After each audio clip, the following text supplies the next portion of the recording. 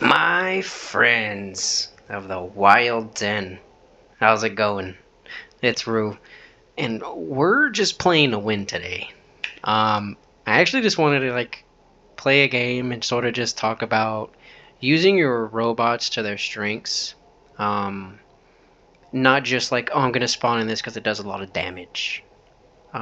So another thing too with Hangar Theory in the mobile version, you would practically have like 2 to 3 brawlers, one beacon capper, and one range bot, and then of course your Titan. And the same actually sort of applies here. Um, you'll always need a range because there'll occasionally be people where there's too many campers and you'll need to clear them out. I specifically like this build because I've said it again, but you can either sit back and guard or you can be aggressive and push. And it's very good against people who are camping because the camping setups can't really be aggressive towards you. This is my beacon capper. It's just a lot of fast mobility, decent firepower. It's not bad.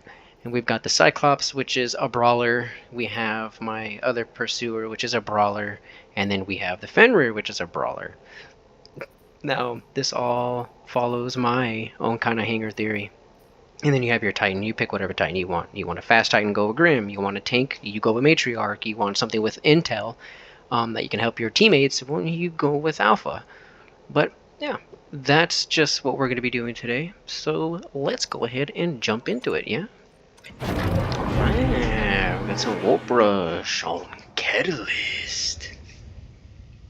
So let's jump into some Dingus Light. Let's try to get some movement first so we can try to get the beacons as fast as we can. Okay, that was pretty bad movement. Yeah, you just want to get your beacons as fast as possible and try to meet them in center. You also want to make sure that, because sometimes some of these guys will try to push for your home over here on the right or the left. It really does depend.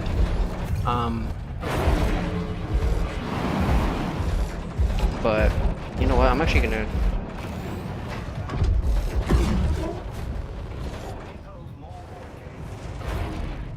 Where'd he go? No, he jumped down. Okay, that's where he went. He went to DC. That's what I was talking about. We're gonna capture it faster than he's gonna cap ours.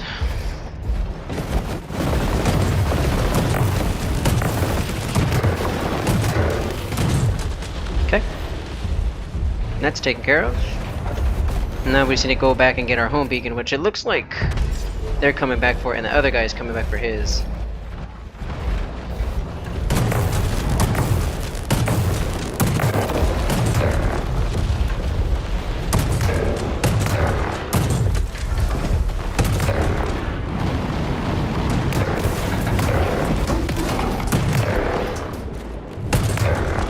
There we go.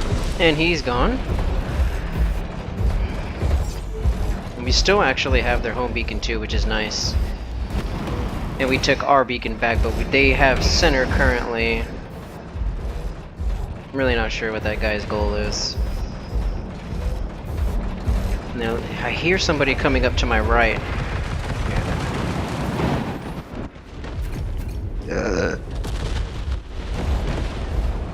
I'm actually gonna wait for this guy up top. Wait for some more fuel. And then I'll drop down.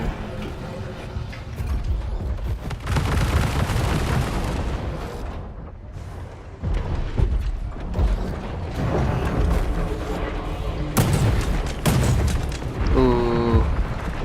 I need a little bit more fuel.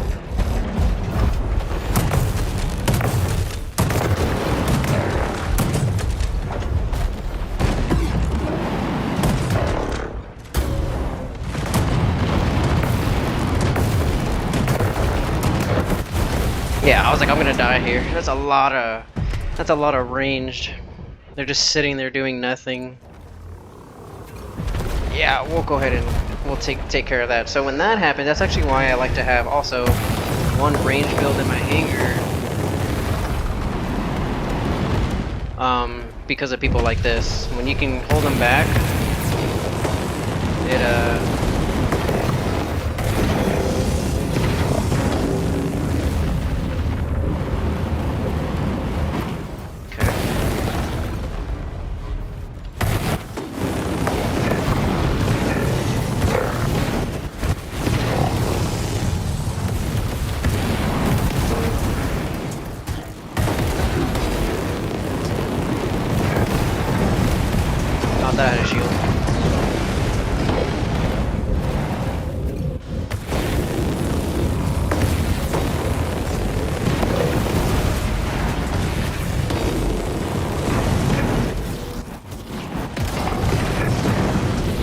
See you later. And that's why you don't sit there and camp, dude. It's not gonna get you anywhere. See how my one robot just completely disrupted everything that they were trying to do? And it's exactly why you don't sit there and camp all game. Because if one player has a setup that's actually pretty decent, he'll just tear you apart. He'll tear you apart and your teammates. Yeah, this is a perfect example of like not camping.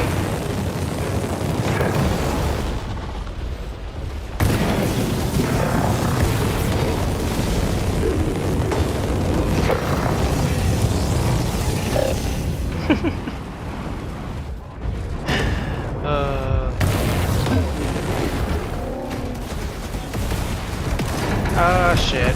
The freaking turret. Ah! Okay. Varangian did his job.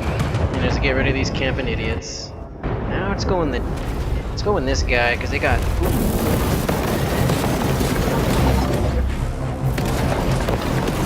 Nope, he's gone. And now I'm dead. Dang it. Ah, that sucks. Okay, and let's go into this guy now.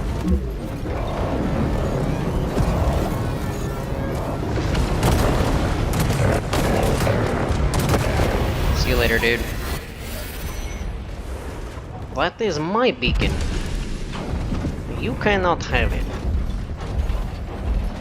So we got two guys on D, which is fine. That guy up there is pushing a little too aggressive. He's by himself. Ooh, he's gonna go help him. Alright, cool. Oh, there's like a Titan over there. Okay. Damn, that sucks.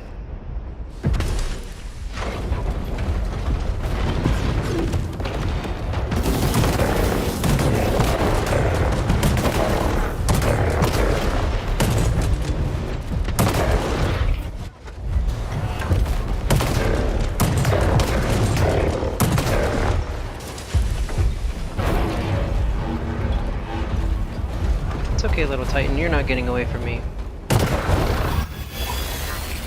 Sorry, brother.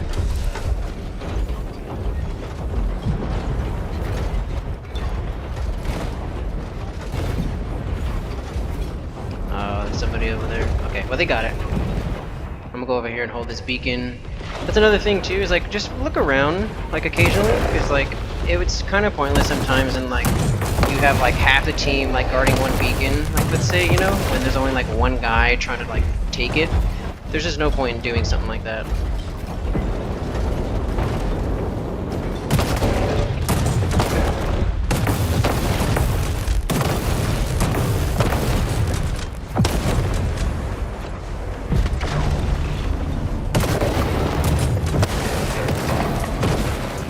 Yep.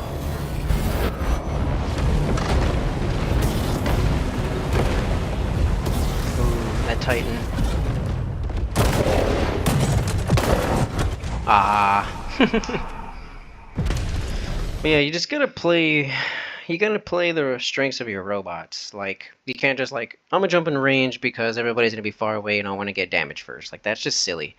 Like, spawn the things that are gonna help you win the games. Like, there's a reason I like using, you know, Pursuer. Like, it's got a lot of mobility, it's got a decent firepower, and it can do two things. It can cap beacons, and it can kind of 1v1. It really depends on the robot, but and if you play it right, of course. I mean, it depends on how you play and the other opponent plays, but that's just small little details. But the point is, play everything, play your robots accordingly. Like, when I spawned the Cyclops, everybody was spawning in Titans. Mine died a little quickly, but that doesn't matter. I got rid of the Grim, and that was all that mattered, right?